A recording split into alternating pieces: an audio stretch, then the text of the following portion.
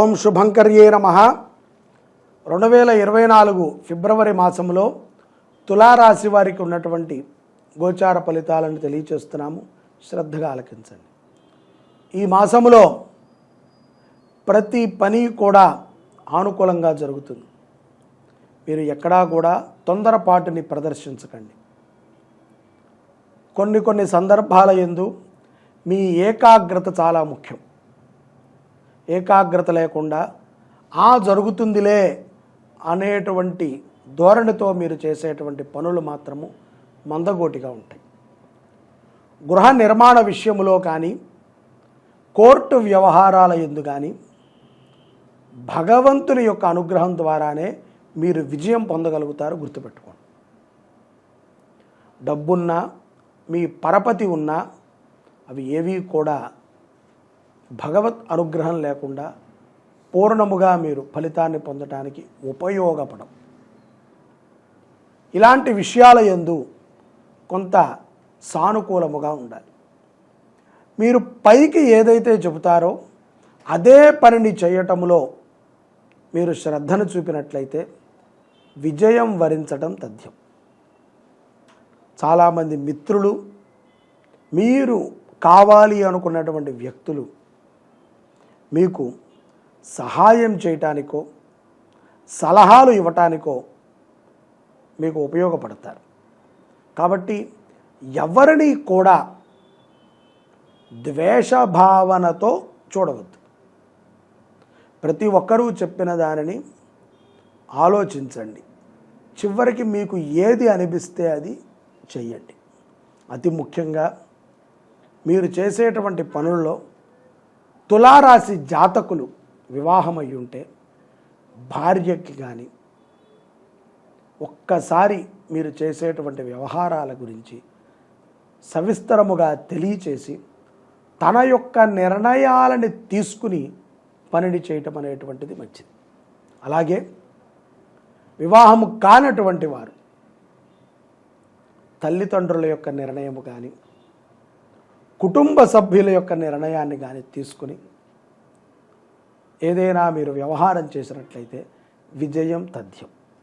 అమాయకత్వంతో మోసపోయి రేపొద్దున ఎవరికీ చెప్పుకోలేనటువంటి స్థితికి మీరు దిగజారటం అనేటువంటిది మంచిది కాదు. కాబట్టి కొన్ని సందర్భాల యందు మన ఆలోచన కంటే పక్కన వారి ఆలోచన మెరుగుగా ఉంటుంది. ఆ విధముగా ఆలోచన చేయటం మంచిది. బంధుమిత్రులతో అనుబంధాన్ని పెంచుకుంటూ ఉండండి. మిత్రుల ద్వారా కూడా సత్ఫలితాలని తులారాశి జాతకులు పొందగలుగుతారు. ముఖ్యంగా ఉద్యోగస్తులు, వ్యాపారస్తులకి మీ మిత్రుల ద్వారా చాలా చక్కటి లాభాలు ఉంటాయి. విదేశాలలో ఉన్నటువంటి వారు చాలా జాగ్రత్తగా కొన్ని నిర్ణయాలను తీసుకోవాలి. లేకపోతే ఉన్న ఉద్యోగం ఇట్టే ఊడిపోతుంది. తొందరపాటుతో ఏ నిర్ణయాలని తీసుకోవద్దు. కష్టం అనిపించినప్పటికీ, సంతోషం అనిపించినప్పటికీ, దుఃఖం అనిపించినప్పటికీ, ఆనందం అనిపించినప్పటికీ ఏ నిర్ణయాన్ని మీరు తీసుకోదలిచినా 1-2 సార్లు ఆలోచించాలి. విదేశీయస్తులు అక్కడికి వెళ్ళి మీరు స్థిరపడాలి అని అనుకుంటే ఇంకొంతకాలము మీరు చాకరీ చేయక తప్పదు. కొన్ని విషయాలలో విద్యార్థులు కూడా తల్లిదండ్రుల మాటను వినాలి. మా తల్లిగారు అంత చదువుకోలేదు, మా తండ్రి గారు అంత చదువుకోలేదు అని అనడం కంటే వారి అనుభవము ద్వారా మన భవిష్యత్తు చాలా బాగుంటుంది. కాబట్టి తల్లిదండ్రుల యొక్క నిర్ణయాన్ని విశ్వసించండి. ఈ మాసములో తులారాశి జాతకులకి ప్రమాదాలు ఎలా గోచరిస్తున్నాయి అంటే ఇలాగే సొంత నిర్ణయాల వల్ల కొన్ని ప్రమాదాలు ఉంటాయి. ఎవరు పడితే వారు సలహా ఇచ్చినా తొందరతో తీసుకోవద్దు. ఆలోచన చెయ్యండి, అప్పుడే తీసుకోండి. ఏ విషయమైనా సరే మిమ్మల్ని ఇబ్బంది పెడుతూ ఉంటే ఆ విషయాన్ని కొంతసేపు బుద్ధిలోంచి తీసి పక్కన పెట్టి వేరే ఆధ్యాత్మికమైనటువంటి ఆలోచనని చేయండి. కుటుంబపరమైనటువంటి ఆలోచన చేయండి. సమయం వచ్చినప్పుడు ప్రతి కార్యము కూడా రూపాన్ని దాలుస్తుంది. అతిగా ఆలోచించి మీరు తెచ్చేటువంటి కొన్ని సమస్యల వల్ల మీ తల్లిదండ్రుల ఆరోగ్యము దెబ్బతినకూడదు.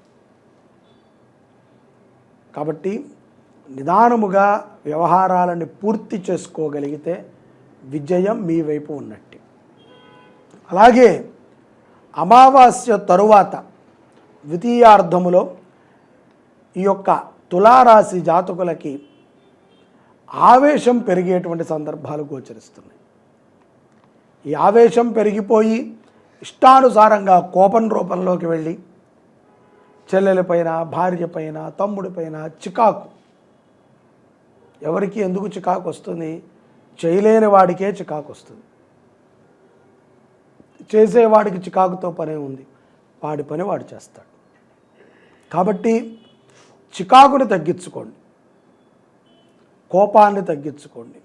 తొందర పడవద్దు. ఒక రోజు కాకపోతే 2 రోజులు ఆలస్యంగా అవుతుంది. ఆవేశపూరితముగా ఏదైనా మీరు నిర్ణయాలను తీసుకున్నా మీ కీర్తి ప్రతిష్టలు భంగమవుతాయి. రాజకీయ నాయకులకి ముఖ్యముగా ద్వితీయార్ధములో కొంత ఇబ్బంది తప్పదు. అవమాన పాలు అవ్వాల్సి వస్తుంది. నిన్నొకటి, నేడొకటి, రేపొకటి అనేటువంటి మాటని పడాల్సి వస్తుంది. ప్రభుత్వ ఉద్యోగస్తులకి కూడా స్థానచలనం గోచరిస్తుంది ఆవేశం వల్ల. ఉద్యోగములో జీతభృత్యాలు కూడా తగ్గేటువంటి సందర్భాలు గోచరిస్తున్నాయి. దూర ప్రయాణాలు చేసేటప్పుడు ఇతరుల యొక్క వాహనాలని వాడుకుని ప్రయాణం చేసినట్లయితే తులారాశి జాతకులు కొన్ని ఇబ్బందులు పడాల్సి వస్తుంది. తరచుగా ద్వితీయార్ధములో శని, గురు, భానువారాలలో స్వప్నములో ఏవేవో పీడకలలు వస్తూ ఉంటాయి. తద్వారా కొంత భయభ్రాంతులకి గురవుతూ ఉంటారు. కంగారు పడవద్దు. మీ ఆలోచనలో ఉన్న ప్రతిదీ కూడా స్వప్నములో దర్శనం ఇవ్వటం అనేటువంటిది జరుగుతూ ఉంటుంది. తొందరపాటుతో ఏదేదో కీడు జరుగుతోంది, అదేదో జరుగుతోంది అని నెగిటివ్ ఆలోచనలని చేయకండి. వ్యతిరేక ఫలితాలు ఉన్నప్పుడు కొంత జాగ్రత్తగా ఉండటం అనేటువంటిది సూచనీయం. కోపాన్ని తగ్గించుకోవటానికి ధ్యానము చేయండి, యోగాభ్యాసాన్ని చేయండి, మంచి మంచి ప్రవచనాలని వింటూ ఉండండి, భక్తిగా ఉండండి, దైవ దర్శనానికి వెళ్ళండి, క్షేత్ర దర్శనాలని చెయ్యండి. అలాంటప్పుడు మనము మన ఆవేశాన్ని తగ్గించుకోవచ్చు. మనము చేసేటువంటి పనిలో ఏదైనా నెగిటివ్ ఉంటే ఈ యొక్క దర్శన భాగ్యం ద్వారా ఆ నెగిటివ్ తొలగుతుంది. ఆ క్షేత్ర దర్శనము ద్వారా మనకి ఉన్నటువంటి దారిద్ర్య దుఃఖములు తొలగుతాయి. బంధాలు స్థిరముగా నిలబడతాయి. ఈ మాసములో ఖరీదైనటువంటి వాహనాలని కూడా తులారాశి జాతకులు సంపాదించుకుంటారు. అకాలముగా ద్వితీయార్ధము పూర్తయ్యే సమయానికి ధనము కూడా సంప్రాప్తి అవుతుంది. మొదటిలోనే చెప్పాను, ధనపరమైనటువంటి కష్టములు కావివి, మానసిక పరమైనటువంటి కష్టములు. స్థితమైనటువంటి బుద్ధి లేకపోవటం, ఏదేదో ఆలోచన, ఎక్కడెక్కడో కంగారు, దాని ద్వారా ఒకటికి మించి ఒకటి, ఒకటికి మించి ఒకటి ఒత్తిడి, నిజాయితీని కోల్పోయేటువంటి సందర్భాలు ఉంటూ ఉంటాయి. స్త్రీలు తమ యొక్క మిత్రులతో, బంధువులతో, సన్నిహితులతో ఆప్యాయతగా ఉండండి. ఎక్కువగా ఉన్నట్లయితే కనుక ప్రమాదం పొంచి ఉంటుంది. ఈ యొక్క తులారాశి జాతకులు ఫిబ్రవరి మాసములో గణపతిని ఆరాధన చేయటము, బుధవారము పూట అన్నదానము చేయటం అనేటువంటిది చాలా గొప్ప ఫలితాలను ఇస్తుంది. గణపతికి దూర్వము అంటే గరికతో అర్చన, శ్వేతార్కము తెల్ల జిల్లేడులతో మాల సమర్పణ చేసినట్లయితే సకల దోషాలని తొలగించుకొని దీర్ఘాయుష్యవంతులుగా దీర్ఘకాలము ఉంటారు. సర్వే జనా సుఖినో భవంతు. శ్రీ శుభంకర్యై నమః. సరస్వతీ కటాక్షాన్ని పొందేటువంటి దివ్యమైనటువంటి రోజు మాఘమాసంలో వసంత పంచమి. వసంత మాసం ప్రారంభమవుతుంది. పంచమి మాఘమాస శుద్ధ పంచమి. ఇది ఫిబ్రవరి 14వ తారీఖున మనందరికీ కూడా వచ్చింది.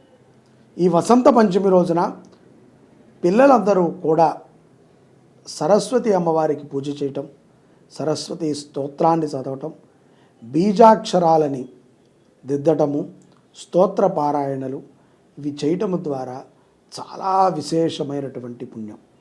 అలాగే ఉన్నత విద్యలను చదువుకోవాలి అనేటువంటి మన పిల్లల భవిష్యత్తుకి భగవంతుడు మనకి ఇచ్చినటువంటి అపారమైనటువంటి వరుణం.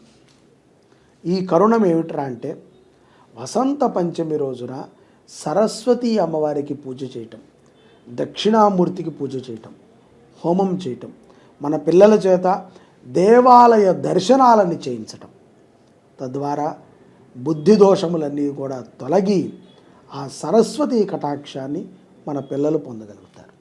వసంత పంచమి రోజున శ్రీరామ అనేటువంటి నామాన్ని రాసి పిల్లల చేత దిద్దించవచ్చు. ఓం నమః శివాయ రాసి దిద్దించవచ్చు. ఓం సిద్ధే నమః అనేటువంటి నామాన్ని రాసి దిద్దించవచ్చు.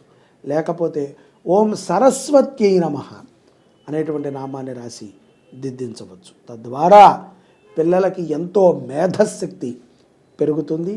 వసంత పంచమి రోజున ప్రతి ఒక్కరూ కూడా సరస్వతి అమ్మవారిని పిల్లలు ధ్యానము చేయండి, సరస్వతి కటాక్షాన్ని పొందండి. జై శుభంకరి. ఓం సరస్వత్యై నమః.